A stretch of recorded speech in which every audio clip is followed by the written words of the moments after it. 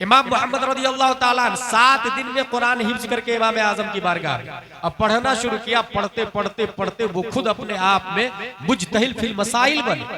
1 लाख मसाइल हलाल और हराम के बाब में लिखा और किताब शाये हुई। ये 1200 साल पहले की बात बता रहा हूं।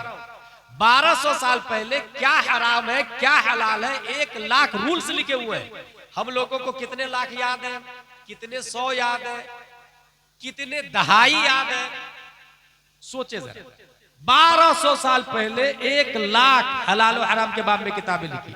अच्छा, और कॉमन सेंस देखें, एक इंसान है जो 11वीं शरीफ करने को बहुत जरूरी समझता है और खुद झूठ बोलता है, हरामकारी करता है, उसे स्पिरिचुअल ऑफ इस्लाम ही नहीं समझ में आया।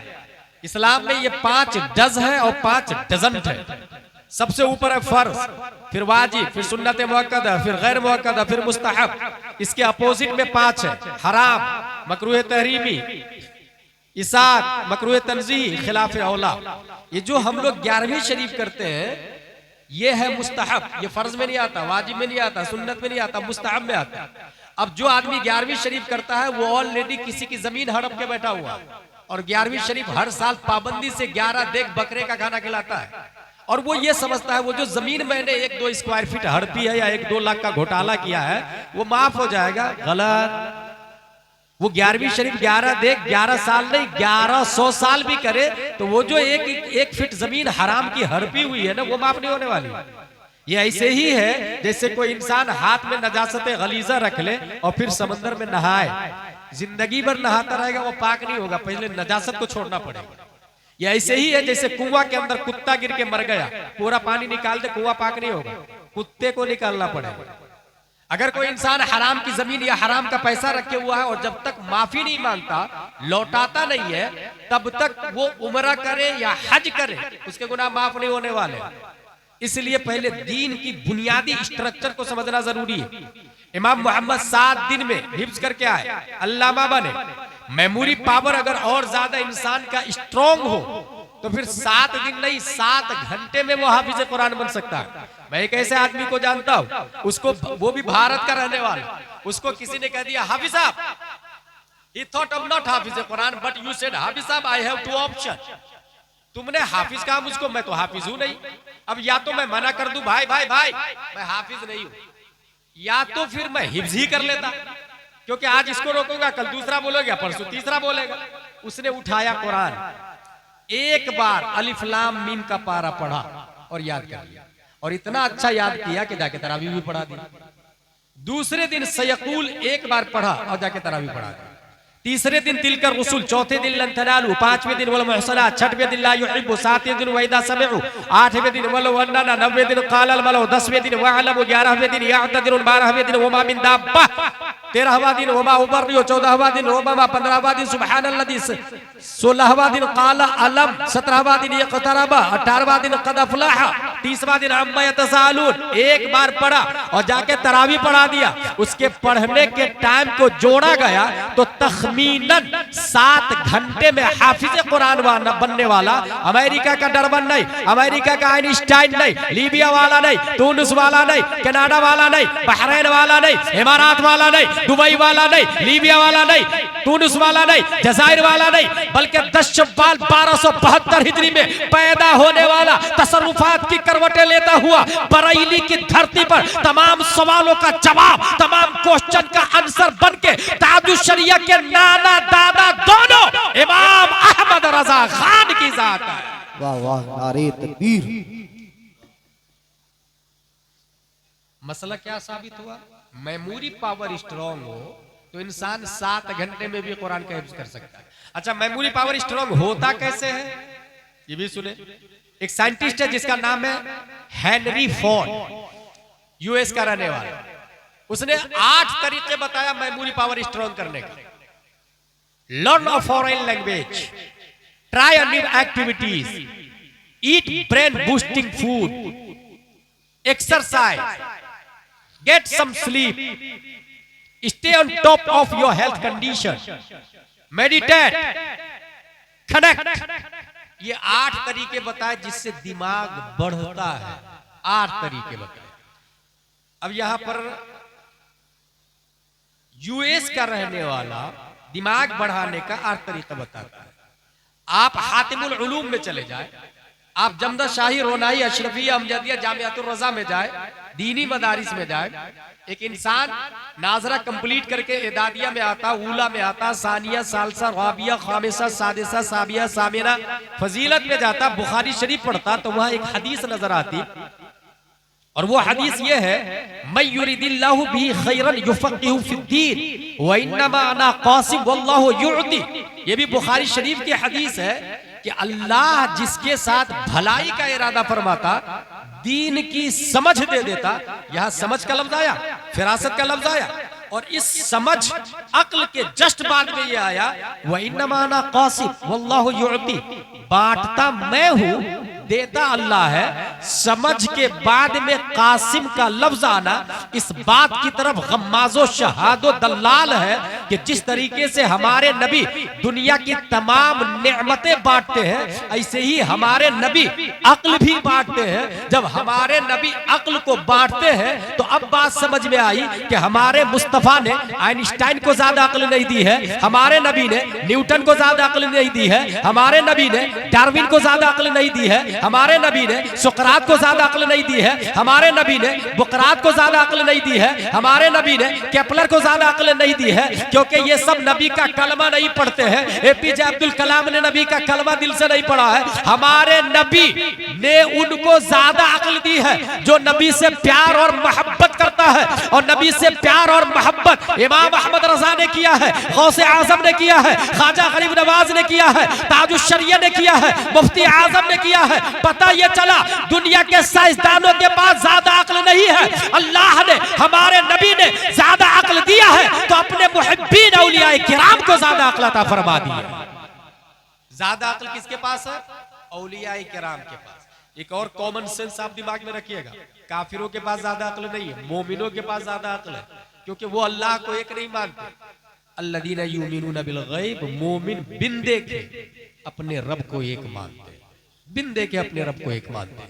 यही से ये भी ज़हन में रखें, ये जो मेमोरी पावर बढ़ता है जिससे इंसान कुरान का हिफ्ज बने, हाफिज बने, आलिम बने, मुफ्ती बने, मेमोरी पावर स्ट्रॉन्ग हो, इसकी तैयारी हम लोग पैदा होने के बाद करते हैं।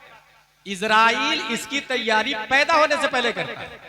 बच्चा जीनियस कैसे पैदा होगा, माँ के पेट में तैयारी होने लग जाती है। और ये मैं नहीं, एक बहुत बड़ा साइंटिस्ट है जिसका नाम है स्टेफन कर्लियन, उसने 3 साल इजराइल में स्पेंड किया और 3 साल इजराइल में स्पेंड करने के बाद उसने एक पुस्तक लिखी। उसमें ये लिखा, first thing I notice that the pregnant mother would always try to solve mathematical problem together with the husband. I would ask, in this for your child is still in the womb? She would answer, yes, yes, yes, to train the child. एक pregnant, एक हामिला खातून, उसके हाथ में पेनो है, notebook है, pen है और वो हिसाब जोड़ रहे, 2 एकम 2, 2 दूनी 4, 2 तिया 6, 2 चौकार 2 को 7 से इंटू करेंगे तो कितना बनेगा? स्टीफन कर्लियन ने पूछा, is this for your child still in the womb? She would answer yes. क्या ये तुम्हारे बच्चे के लिए? हाँ, बच्चे को मैं जीनियस बना रही हूँ, बच्चा पेट में है। आपको लगता है इज दिस पॉसिबल? ये हो सकता है? अगर आपको लगता है कि ये नहीं हो सकता है तो उसे डिलीट कर दो। हम ये कहते हैं कि ये हो नहीं सकता, इन इस्लाम हैज बीन डन, ये हो चुका।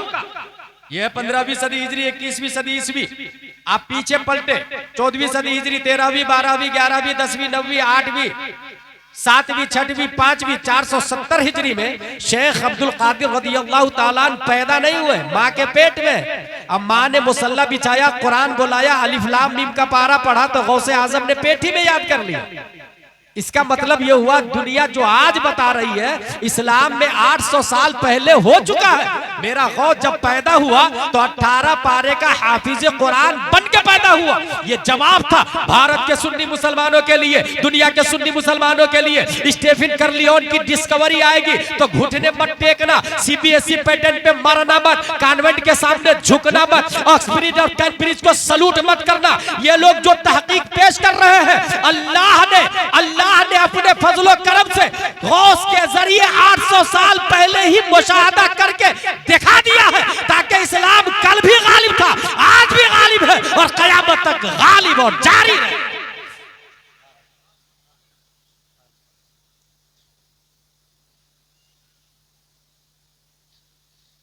इन इस्लाम हैज बीन डन, ये हो चुका है। यहां एक बात ध्यान में रखिएगा कि है यह हकीकत, पैदा जब हो जाता है बच्चा, माँ को सर्दी होती है तो बच्चे को सर्दी हो जाती, माँ को पीलिया होता तो बच्चे को पीलिया हो जाता। पैदा होने के बाद इतना हाई कनेक्शन है, तो पैदा होने से पहले कितना पावरफुल कनेक्शन होगा।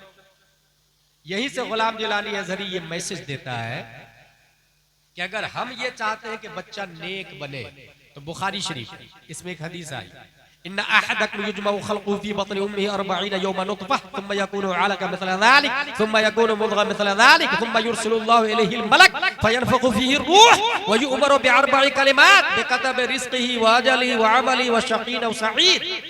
40 दिन बच्चा माँ के पेट में नुतफ़े की शक्ल में होता है, दूसरे 40 दिन अलक़ा की शक्ल में होता है, तीसरे 40 दिन मुद्ग़ह की शक्ल में होता है, और चौथे 40 दिन वो कंप्लीट बनता है।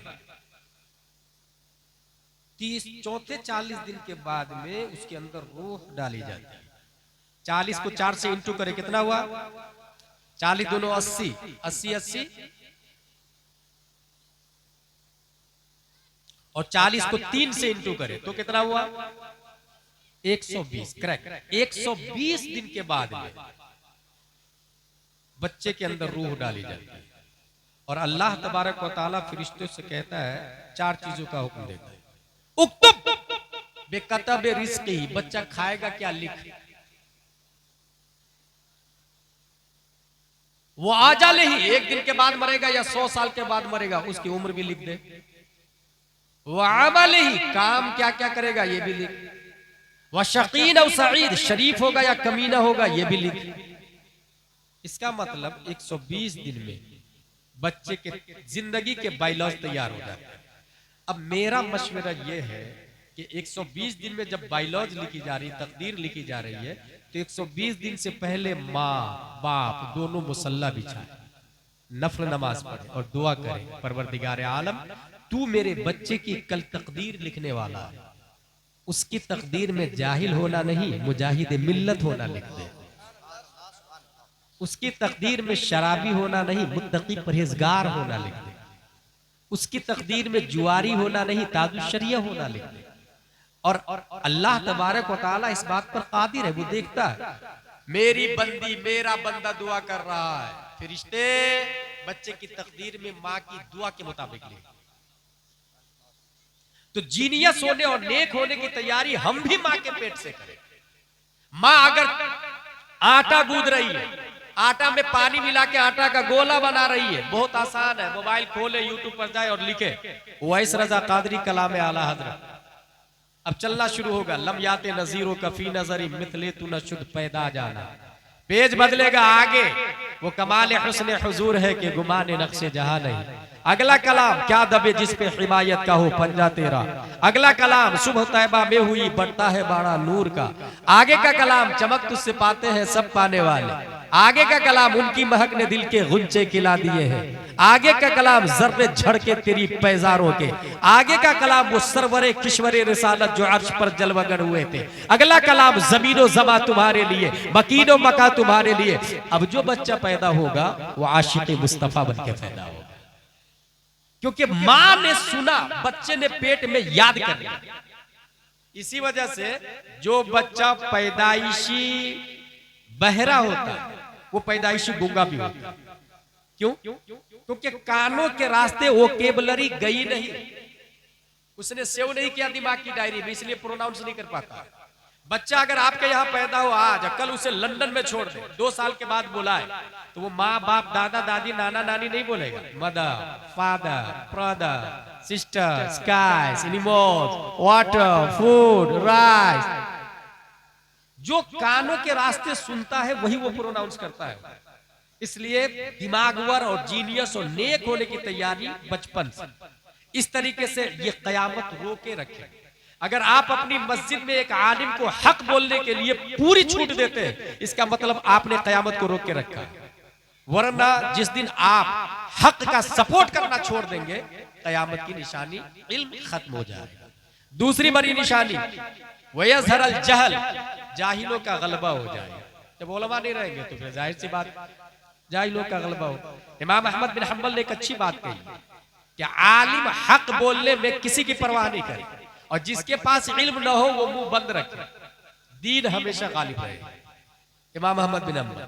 कयामत की तीसरी बड़ी निशानी वयज़हर ज़िना, जिना की कसरत होगी।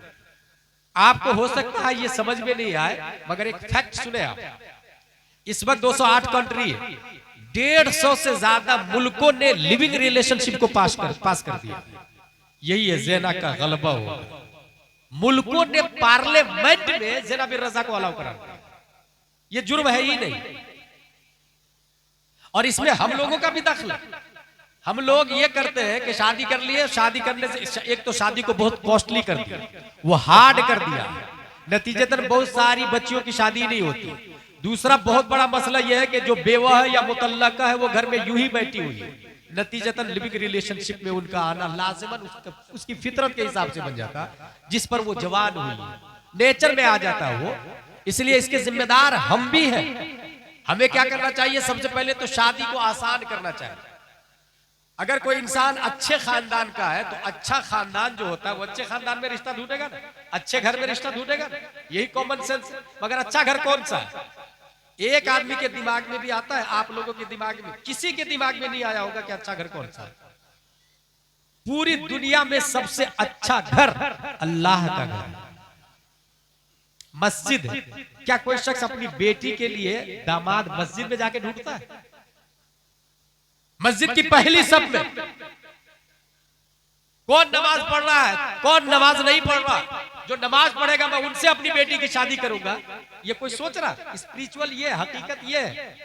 मगर वो जो अच्छा समझ रहा है वो अपने हिसाब से अच्छा समझ रहा है। और कुरान शरीफ में आया फ़असा अन तकरहु शयअन व हुवा खैरुल लकुम व असा अन तुहिब्बु शयअन व हुवा शर्रुल लकुम। बहुत सारी चीजों को आप पसंद करते हैं, हकीकत में वो गलत होती है।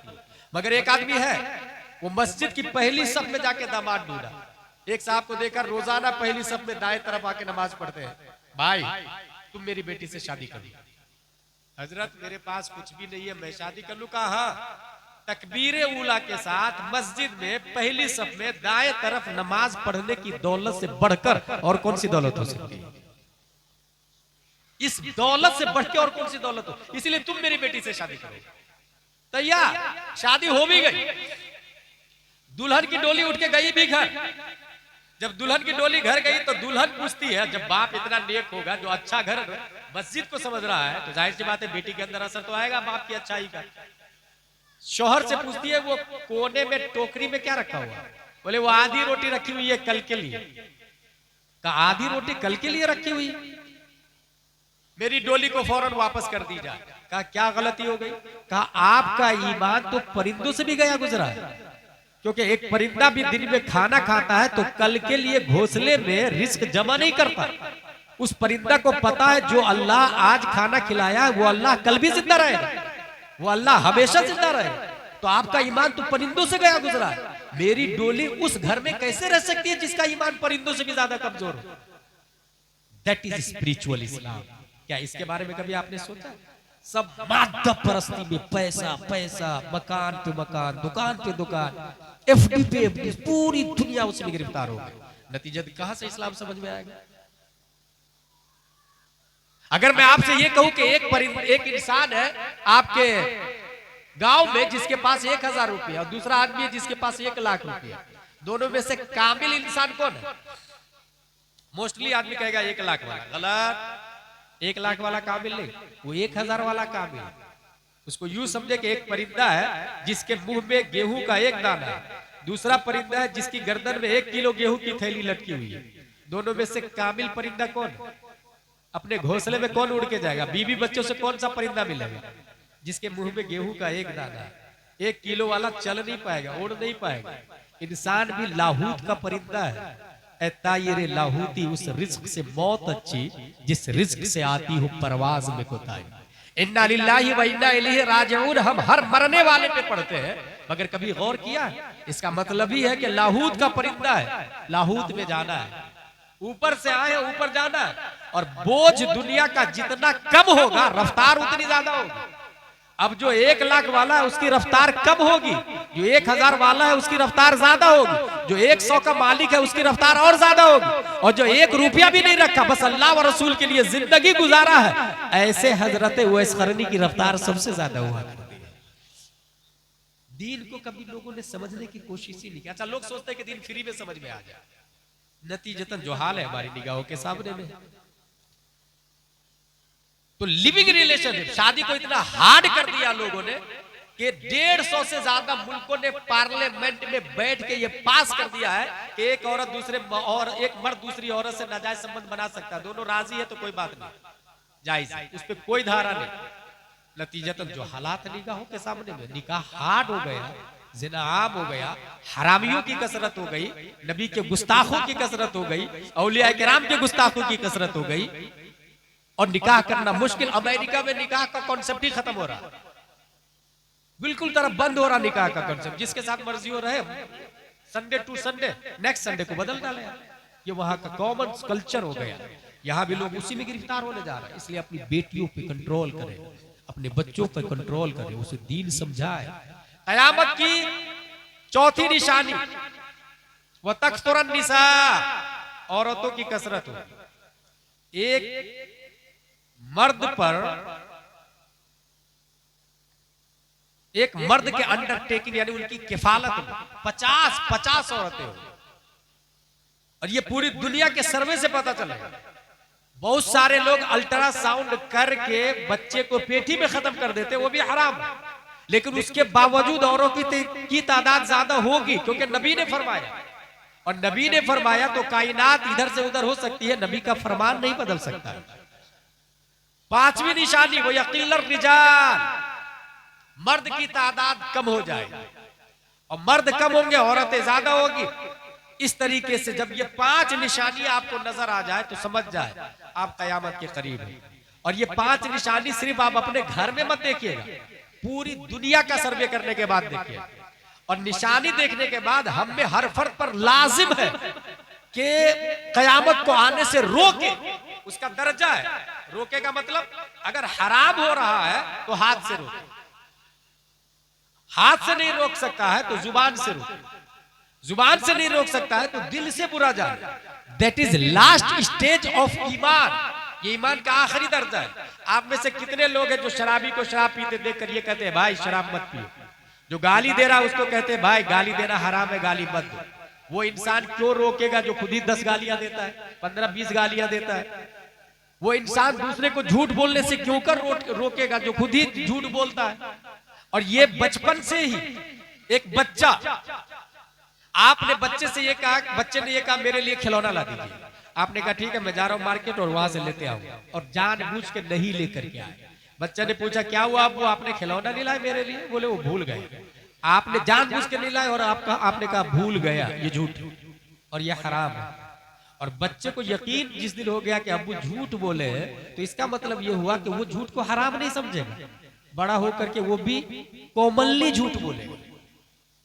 और ये समझने वाली बात है, हमारे और कुफ्र में माइनर फर्क है, हमारे और जानवर में माइनर फर्क है। इंसान भी नंगा पैदा होता, जानवर भी नंगा पैदा होता, दोनों में क्या फर्क? बड़ा होकर के जो कपड़ा न पहने वो जानवर है, और जो कपड़ा पहन ले वो हजरत इंसान है। पानी दोनों पीते हैं, इंसान भी जानवर भी। हराम को, हराम और हलाल की पाक नापाक की तमीज न करे वो जानवर है, और जो नापाक को छोड़ के सिर्फ पाक पानी पिए उसे हजरत इंसान बोलते हैं। इस्तिंजा दोनों करते, पेशाब दोनों करते, जानवर भी इंसान भी। खड़े खड़े कहीं भी शुरू हो जाए वो जानवर है, और जो बैठकर पेशाब के बाद पानी लेता है उसे हजरत इंसान बोलते हैं। ये माइनर फर्क है जिसको आप समझेंगे तो इंसानियत आपकी बिल्ड करेगी। जब पैदा दोनों नंगे होते हैं, कब बड़ा होके जो कपड़ा न पहने वो जानवर है, इसका मतलब जो लोग अपने घर में अपनी बेटियों को कम कपड़ा पहनाते हैं वो इंसान कम जानवर ज्यादा है, उसमें और जानवर में कोई फर्क नहीं। और यही से ये भी ध्यान में रखें, दुनिया में जो खातून जितना ज्यादा पर्दा करेगी मैदान महशर में उतनी ही जल्दी कपड़ा मिलेगा। मैदान महशर में सब नंगे उठेंगे, हर शख्स आलिम फाजिल मुफ्ती मर्द औरत सब नंगे उठेंगे। दुनिया में जो जितना ज्यादा पर्दा किया है उतनी ही जल्दी वहां पर्दा मिलेगा। इस हवाले से किताब में ये आया कि सबसे पहले हश्र में कपड़ा पहनाया जाएगा हजरत इब्राहिम अलैहिस्सलाम, सबसे पहले।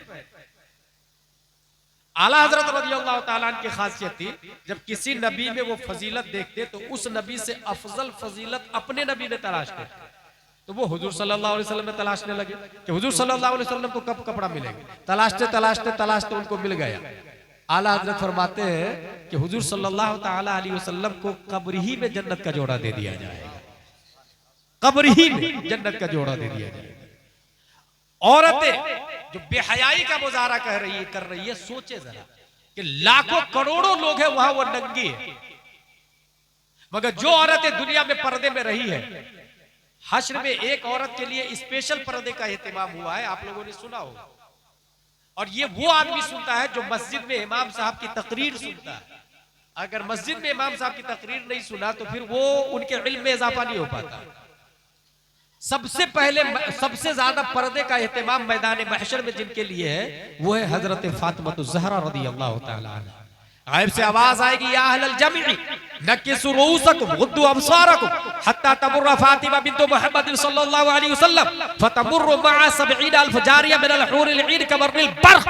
गायब से आवाज है, हश्र वालों, इसमें नमाजी भी दाखिल है, आलिम भी, अंबिया भी, रसूल भी, गौस भी, अब्दाल भी, जितने हश्र वाले सब के सब सर को झुकाए, आंखों को बंद करें, क्योंकि फातिमा बिन्त मुहम्मद की सवारी जाने वाली है। ये पर्दे का एहतमाम रब करवा रहा है। क्यों? क्योंकि दुनिया में हजरत फातिमा ने इतना पर्दा किया, इतना पर्दा किया, इतना पर्दा किया कि आला हजरत फरमाते हैं, जिसका आंचल न देखा महो महर ने, उस रिदाए नजाहत के लाखों सलाम। यही से ये भी ध्यान में रखें कि शादी करते समय जींस पैंट टी शर्ट वाली से हरगिज अपने बेटे की शादी मत करें, क्योंकि तारीख इस्लाम में जितने अल्लाह के वली पैदा हुए हैं वो नकाब वाली के पेट से पैदा हुए हैं, वो जींस पैंट और टी शर्ट वाली के पेट से पैदा नहीं हुए। अगर ये मिजाज आपने बना लिया तो यकीन जाने दुनिया के अंदर इनकलाब आएगा, इस्लामी माहौल पैदा होगा। शब बारात में तकरीबन 4-5 हवालों से ये साबित है कि हम जो इसाले सवाब करते हैं वो पहुंचता है। खुद शब बारात में हुजूर सल्लल्लाहु ताला अलैहि वसल्लम का रात में निकलना और हजरत आयशा से ये कहना, बनी कल्ब के बकरियों के बालों बराबर अल्लाह तबारक व ताला अपने बंदों को बख्श देता है, माफ फरमा देता है। इस रात में मक्का वाले खुद हरम शरीफ में जाके जमजम पीते, नमाज पढ़ते, नवाफिल पढ़ते, कुरान की तिलावत करते। यहाँ तक कि उमर बिन अब्दुल अजीज पहली सदी हिजरी के मुजद्दिद, उनका खुद ये मामूल था कि शब बारात में मस्जिद शरीफ में जाते, नमाज पढ़ते, कुरान मुकद्दस की तिलावत करते, मरहूमीन के लिए दुआएं करते। मरहूम के लिए दुआ करना ये उन्हीं, और दुआ से उनके दर्जे बुलंद होते हैं, गुनाह माफ होते हैं। ये उन्हीं का अकीदा है जिनका ये कहना है कि नबी जिंदा है, क्योंकि बाज़ाब्ता एक ग्रुप है जिसका ये कहना है नबी जिंदा नहीं है, माज़ल्लाह रब्बिल आलमीन। जबकि इसी बुखारी शरीफ में ये भी आया, मा बैना बैती व मिंबरी रौज़तुम मिन रियाज़िल जन्नह। हमारे नबी सल्लल्लाहु ताला अलैहि वसल्लम जहां दफन है वो आज ही जन्नत के बागों में से एक बाग है। हमारे नबी आज भी जन्नत ही में है, और जब हमारे नबी आज ही जन्नत में है तो नबी के सदक़े में नबी की उम्मत भी जन्नत की हवाएं ले रही है, जन्नत की खुशबू ले रही है। इसलिए मेरे भाई, हासिल कलाम ये है, आपकी नजरों के सामने में अगर जुर्म हो तो उसे हाथ से लो।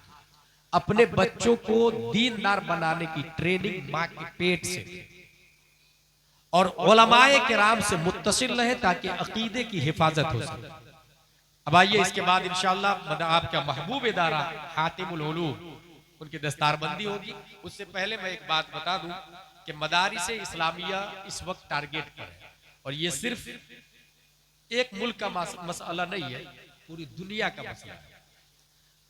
पढ़ने वाले तलबा मेहमान रसूल होते हैं। ये रसूलुल्लाह का घर है और मस्जिद अल्लाह का घर है।